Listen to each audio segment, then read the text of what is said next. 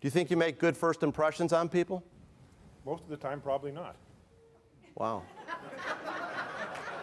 I believe they call that transparency in the corporate world. All right, great. John, can you turn and face me? Yes. All right, great. And what I'd like you to do is just introduce yourself to me like you would greet someone. Right? Help me out. This is rudimentary, but most people don't think about this. You never get a second chance to make a... We know that, right? So go ahead. Introduce yourself. Hi, Joe. I'm John Keilbach. I'm John. from Pueblo, Colorado. Nice to meet you. That's quite a grip you got there. I got 3 large sons. Yeah, I do. Yeah, you're a large man. It's funny because I went to shake his hand and he crushed my hand. When he said, I'm John, I felt like saying, hi, I'm Tinkerbell. Right? That's nice to meet you. The wings look good. Yeah, you do. Okay, good. And he gave me the Vulcan. Did you notice he did the 2-hand grip one more time? It's good to meet you, Joe. I will be in control of this conversation, is what you just said to me. Okay? All right, now I want you to watch both of our body language first impression. Here we go, and go. How you doing? It's good to meet you. Good to see How you doing? too, yeah. Did you ever get the person who looks right at your shoes? Right? Or did you ever get the face looker where all they do is look at your hair and your ear and your chin and your nose, right? First impression. Now here's what I want to do one more. Stay with me, please. I want you to introduce yourself to me, and let's pretend that you and I are brothers. And we haven't seen each other in 3 years, and we came from a real touchy-feely family, right? And so I want you to greet me like I haven't seen you in 3 years, all right? I'm just coming down from the airport right now, and here we go. Ready? John! What's up, buddy? Oh, man, it's good to see you. I missed you. Are you sure it's only been 3 years? I know. I'm not your brother. I'm glad. Yeah, all right. Okay, so face me one more time. Yes. Now, we talked about the handshake. We're going to get into this in a moment. One more thing. Did you ever notice how a person speaks to you from close range? So if I do this, at this point, John wants to sit down.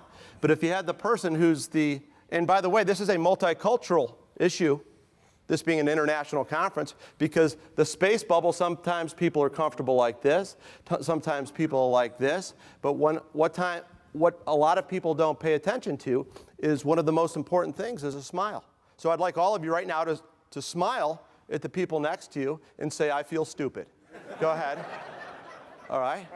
I feel stupid. John, you did a great job. I'd like to thank you for coming up here. Let's give John a hand. These are business breakers. Act insulted by a person's presence as soon as you meet them. We've all dealt with these people, right? Crush their hand like a paper cup. Give them a dead fish handshake. You ever do that? Jose, how are you? It's good to meet you. Right? The dead fish. And the thing is, let's go back to the 97% rule. You will never say anything to no one, and maybe you're this forthright of a person, but when I've met a person who's had a dead fish handshake, I'll think right away, ooh, not so good. But you never do this, ooh, dead fish, right? You feel like doing it, but you generally don't do it. Stand super close to them or stare at them psychopathically. Did you ever get that guy? No matter what.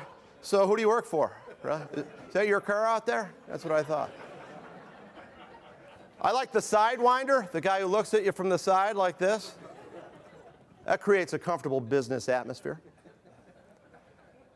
So business makers, this is something, I want you to say this with me. I'm a fan of speaking in sticky sound bites because the likelihood and the statistics of you retaining any of this, and I know you know this.